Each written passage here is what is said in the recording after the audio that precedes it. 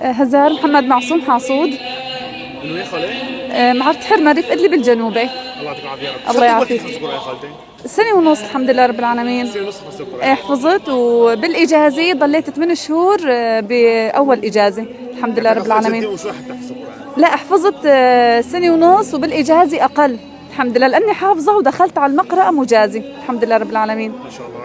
الصعوبات إنه شغل برات البيت، لأنه أنا شغلي كمان بالقرآن، مختبرة بمركز قرآن، وإني عم بحفظ أولادي كمان، يعني شوي هيك صعوبة إنه أنا كنت أحفظ آخر شيء بعد ما أحفظ أولادي أحفظ أنا هيك، شوي هيك يعني إنه آخر شيء أهتم بنفسي، بس الحمد لله رب العالمين الله أكرمني وحفظت معهم. ما شاء الله مربي الأجيال وبنفس الوقت حافظة. إيه الحمد لله رب العالمين، أولادي كمان مجازين مثلي، تكرموا بحفل عفرين من فترة.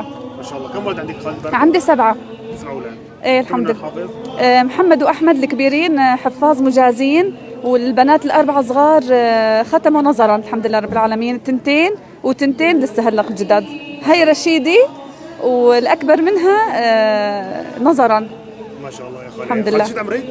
35 سنة. ما شاء الله يعطيك العافية يا رب. شو رسالتك للأمهات بعمرك مثلا إنه أنت إنه عندك أولاد وكنت تدرسي أجيال ومع ذلك تحفظ القرآن، شو رسالتك؟ بدي ما يقولوا إنه نحن ما بنحسن، عنا بيت وعنا زوج وعنا أولاد وعنا شغل وما بعرف إيش، لا لا لا يقولوا هيك أبدا، بالعكس تماما، كل ما علمتي أولادك أكثر كل ما أنت يعني تشجعتي وحفظتي معهم أكثر. لازم يعلموا أولادهم، يعني ينشأوا أولادهم هيك من ظهرهم إنه على حفظ القرآن الكريم، لأنه الحياة مع القرآن غير، والأولاد وهيك يعني إذا نشأوا مع القرآن يعني هن بيتربوا لحالهم، القرآن بيربيهم.